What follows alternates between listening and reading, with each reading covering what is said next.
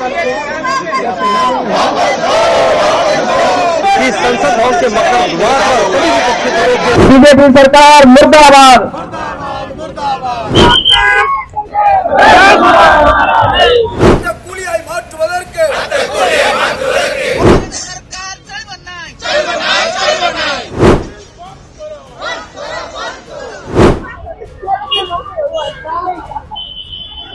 भारत और अमेरिका के बीच हुए अंतरिम व्यापार समझौते और 4 नए श्रम कानूनों के खिलाफ आज देश भर में गुस्सा देखने को मिल रहा है।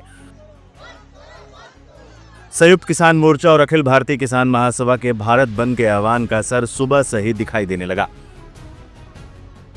सड़कों पर किसान हैं, संसद के बाहर विपक्ष। इस बीच नेता प्रतिपक्ष राहुल गांधी ने सरकार पर अब तक का सबसे तीखा हमला बोला है। उन्होंने पीएम मोदी से पूछा, क्या उन पर किसी ग्रिप यानी पकड़ का असर है। तस्वीरें देश के अलग अलग हिस्सों की हैं, जहां 12 फरवरी 2026 को भारत बंद का व्यापक असर दिखाई दे रहा है।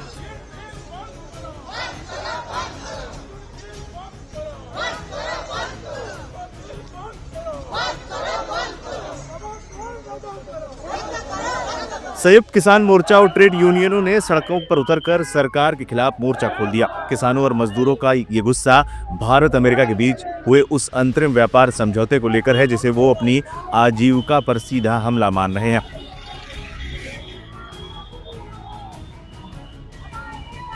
साथ ही 4 नए लेबर कोड्स के खिलाफ भी यूनियनों ने आर पार की लड़ाई का ऐलान कर दिया है।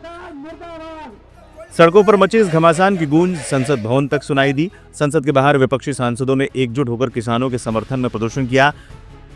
एक दिन पहले ही संसद के भीतर सरकार को घेरने वाले नेता प्रतिपक्ष राहुल गांधी ने सोशल मीडिया प्लेटफॉर्म एक्स के जरिए सरकार पर तीखा प्रहार किया। राहुल ने आरोप लगाया कि सरकार ने जब फैसले लिए तो उन लोगों की आवाज को अनसुना कर दिया गया जिनका भविष्य इन फैसलों से जुड़ा है।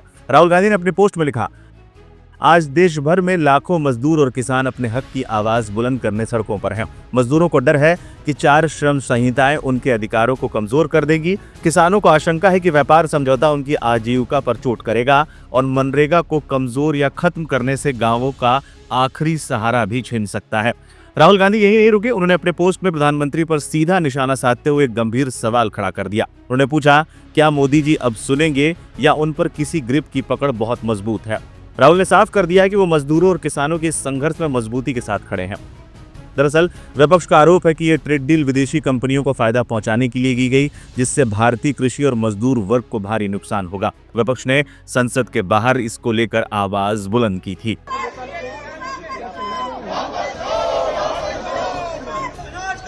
संसद भवन के भीतर विपक्षी दलों के सांसदों का जोरदार प्रदर्शन चल रहा है। हाथों में बैनर पोस्टर लेकर विपक्षी दलों के सांसद प्रदर्शन कर रहे हैं। इस प्रदर्शन में कांग्रेस, डीएमके, समाजवादी पार्टी के सांसद मौजूद है। तस्वीरों में बाहर लगातार प्रदर्शन होता हुआ नजर आ रहा है। और आपको बता दें कि संसद भवन के मकर द्वार पर सभी विपक्षी दलों के सांसदों का ये प्रदर्शन चल रहा है और कतारबद्ध भारत बंद के जरिए किसानों और मजदूरों ने अपनी ताकत दिखा दी है। अब देखना होगा कि क्या सरकार इस विरोध के बाद ट्रेड डील और श्रम कानूनों पर कोई पुनर्विचार करती है या फिर राहुल गांधी के ग्रिप वाले तंज पर बीजेपी की तरफ से कोई पलटवार आता है।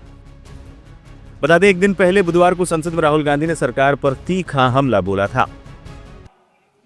Are you not ashamed of selling India? Do you have no shame of selling India? You have sold our mother, Bharat Mata. Do you have no shame? But sir, the interesting thing is, I know. The interesting thing is that I know that the Prime Minister would not sell India under normal circumstances. He will not do it. You know why he sold India? Because they are choking him. Mr. Rahul, address to the chair, please. He has sold India because they are choking him. They've got a grip on his neck.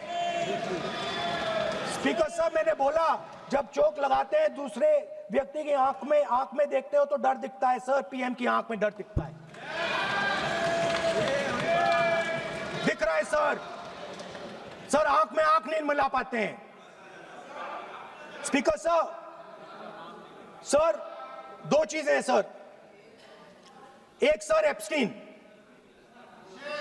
Case sir, 3 million files are still locked up.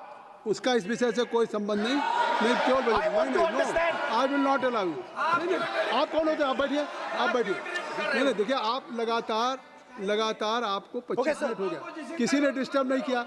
Okay, Speaker sir, वो Epstein की बात नहीं कर रहा। Is not related with the budget. Okay, sir, I won't say Epstein. I will not allow you. That will I'm not be saying part of it. Epstein. चलिए। Speaker sir, at the center of our budget, if you look carefully, at the center of our budget, like I said, jujitsu में grip दिखती है, राजनीति में grip choke नहीं दिखता. At the center of our defense budget is a choke applied by Mr. Adani. So I'd like to talk about Mr. Adani and the case in the United States against Mr. Ambani, because that is a central part of the budget. वो भी इस house के Why, sir? कोई सदस्य नहीं जिस पे आप आरोप लगा रहे हैं, कैसे सवाल देंगे? वो किसी पे माननीय लीडर ऑफ अपोजिशन आप लिख करके दे सकते हैं।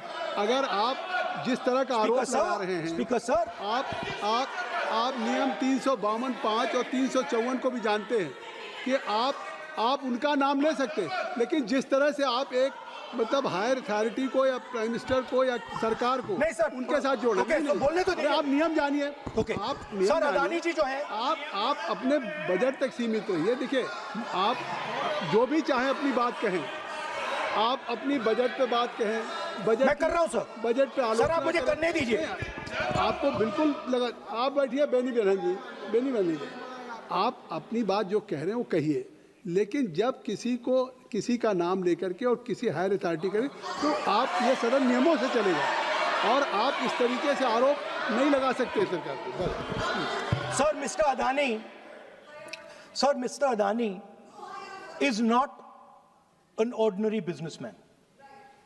Mr. Adani's company is not an ordinary company.